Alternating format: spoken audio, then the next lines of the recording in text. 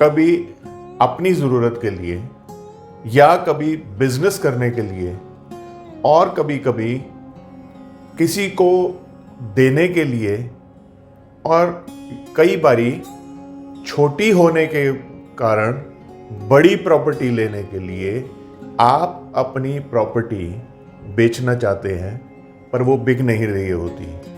चाहे वो ज़मीन हो, चाहे वो आपका फ्लैट हो, चाहे आपकी कोठी हो या फिर आपका दुकान या फैक्ट्री, कोई भी प्रॉपर्टी अगर आपको बेचने में दिक्कत आ रही है तो मेरे अनुभव के अनुसार जो मैंने इसके उपाय करे हैं और करवाए हैं और ज़्यादातर केसेस में कामयाबी मिली है, आज वो मैं आपसे साझा करने जा रहा हूँ।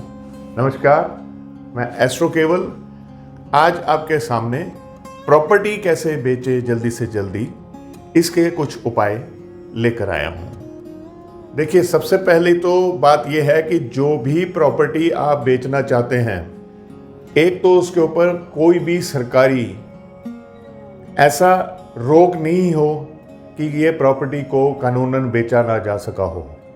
दूसरी बात यह है कि इस वक्त जब आप अपनी प्रॉपर्टी बेचना चाहते हैं उस वक्त मार्केट का चलन कुछ अलग ही हो या उस जगह की प्रॉपर्टीज बिकी ना रही हो। तीसरी बात सबसे ज़्यादा ज़रूरी यह है कि मान लिया आपकी प्रॉपर्टी की प्राइस 1 है और आप मांग रहे हो 1.5 या 2, यानी ये एक यूनिट बताया मैंने आपको कि जो आपकी प्रॉपर्टी की जायज़ कीमत है। ये उपाय तभी काम करेंगे, किसी नाजायज़ काम के लिए ये उपाय काम नहीं करेंगे। सबसे पहले तो ज़रूरी यह है कि आप अपनी कुंडली का विश्लेषण करवा लीजिए तो ज़्यादा अच्छा रहेगा। अगर आप वो नहीं करवाना चाहते या आपने जो करवाए हैं उससे आपको फल नहीं मिल रहे हैं तो मैं आपको जो उपाय बता रहा हूँ इन उपायों को करके देखिए। लेकिन ये सभी उपाय आपको एक साथ ही करने होंगे। ये नहीं कि एक उपाय मैं अपनी मर्जी करूँगा और एक उपाय मैं अपनी मर्जी से नहीं करूँगा। उपाय नंबर 1, देखिए, हमारे को प्रॉपर्टी को परचेज करना हो चाहे सेल करना हो, इसमें हमें सबसे बड़े सहायक होते हैं मंगल देव।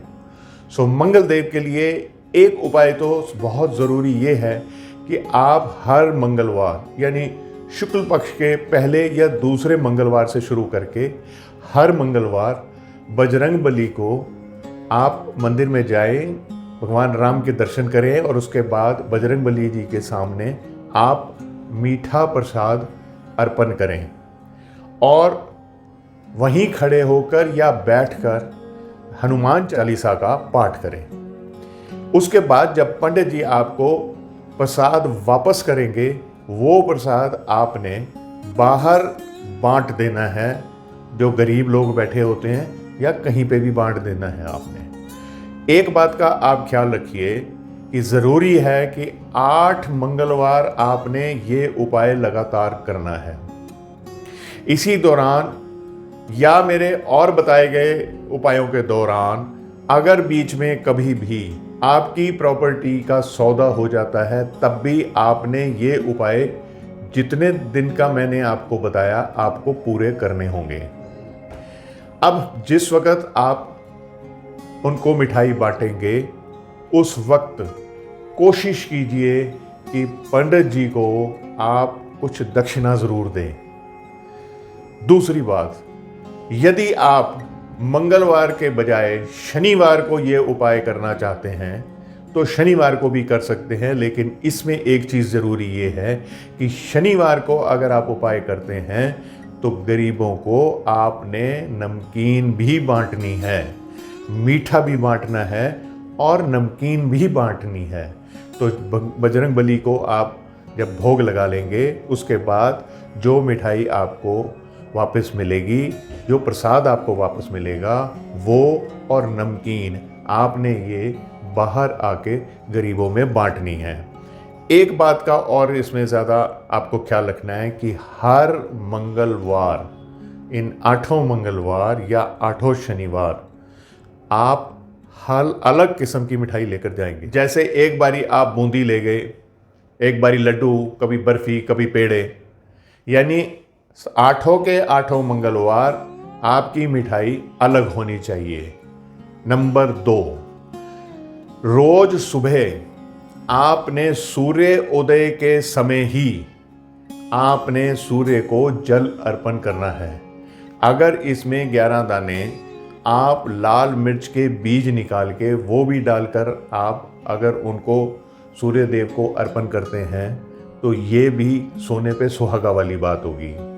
लेकिन इस बात का ख्याल रखिए कि देखिए आपने प्रॉपर्टी बेचनी है, आपका काम है, कुर्बानी करनी पड़ेगी, जल्दी उठना पड़ेगा।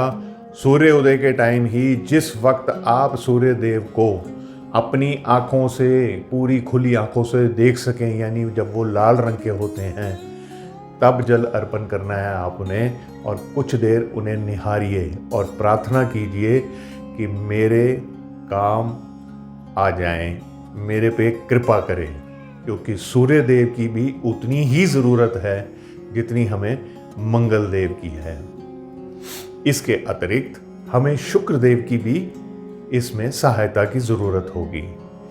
इसके लिए आप हर शुक्रवार को दही, किसी बुजुर्ग महिला को दोपहर के वक्त कुछ दही दान कीजिए। सुबह गाय को हरा चारा ज़रूर खिलाएं। गाय की सेवा करने से शुक्र बली होते हैं। और इसके अतिरिक्त शुक्रवार को मंदिर में जाएं और वहाँ पर कोई इत्र ले जाएं, प्रेफरेबली गुलाब का इत्र ले जाएं, और वो आप गणपति जी को, माँ लक्ष्मी को, और भी जो वहाँ पर देवी देवताओं की मूर्तियाँ हैं वहाँ पर आप थोड़ा थोड़ा उनके चरणों पर इत्र लगाकर आप सारी की सारी जो छोटी बोतल ले जाएंगे वो वहीं ख़त्म करके आपने आनी है। जब आप शिवलिंग पर जल अर्पण करते हैं तो सारा जो परिवार है, नंदी जी हैं, गणपति जी हैं, कार्तिक जी हैं, इन सब पर आपने थोड़ा थोड़ा वो इत्र ज़रूर डालना है। आप ये सब काम कीजिए। और एक बात का सबसे ज़्यादा ख्याल रखिए कि जब भी आप ये कार्य कर रहे हों उसके बीच में भी अगर आपकी प्रॉपर्टी का सौदा हो जाता है या प्रॉपर्टी बिक ही जाती है और आपको पैसा भी मिल जाता है, फिर भी आपने जो नियत समय है उन समय का पूरा आपने उपाय करना है। इसके अतिरिक्त अब ये तो हो गए आपके ग्रहों के उपाय। अब स्थान का उपाय, मान लिया वो कोई ऐसी जगह है जो बिल्डिंग है, फ्लैट है या कुछ है, तो शुक्रवार वाले दिन वहाँ पर झाड़ू लगवाइए, सफाई करवाइए।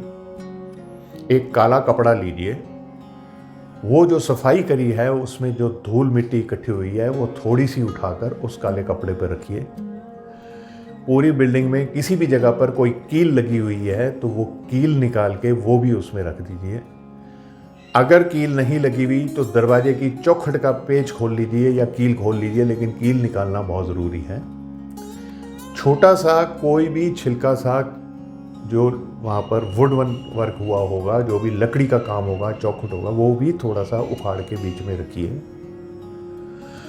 और इस काले कपड़े को लपेटकर आपने रात भर वहीं पड़े रहने देना है। सुबह के वक्त जब आप सूर्य को जल अर्पण कर देंगे उसके बाद में शनिवार वाले दिन सुबह आपने उसी स्थान पर आना है। उस काले कपड़े को जिसमें ये वहाँ की धूल मिट्टी, कील और लकड़ी वहाँ पर जो इकट्ठी करके आपने रखी हुई थी उसे आपने आदरपूर्वक ले जाना है और किसी नदी में या नहर में उसे प्रवाह कर देना है और हाथ जोड़ देने हैं और मन ही मन प्रार्थना करनी है कि मेरी जो प्रॉपर्टी है वो बिक जाए। अब मान लिया आपकी है ज़मीन,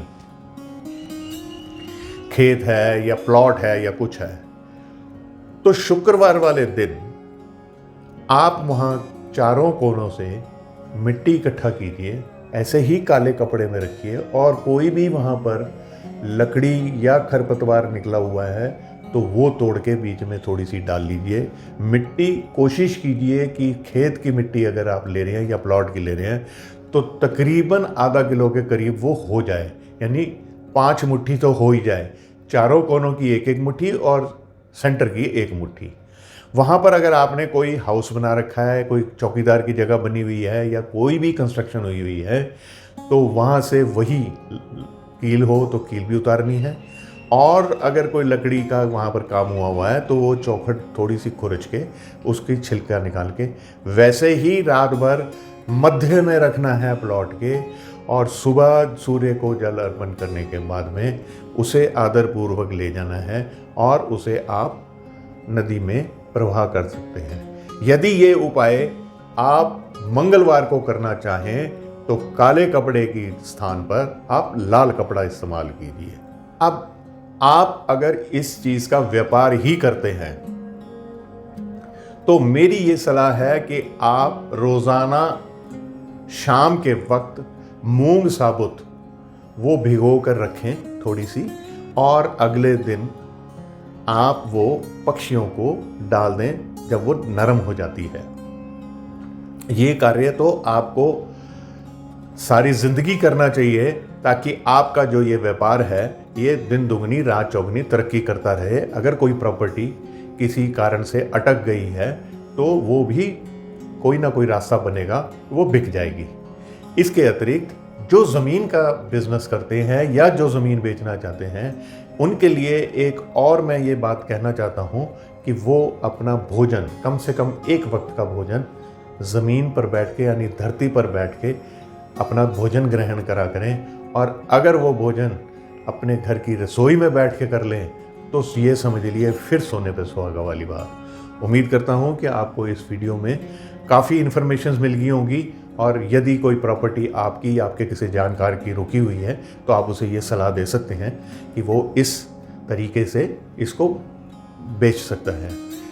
बाकी कुंडली का विश्लेषण करवाना भी ज़रूरी है, वो भी आप करवा लीजिए किसी विद्वान ज्योतिषी से और वास्तु एक्सपर्ट से, तो वो भी एक अच्छा कदम होगा। ये वीडियो आपको अगर पसंद आई है तो आप इसे लाइक कर दीजिए, मेरे चैनल को सब्सक्राइब कर दीजिए ताकि मैं आपके लिए ऐसी और वीडियोस भी लाता रहूं और मुझे प्रोत्साहन मिलता रहे। करेंगे ना?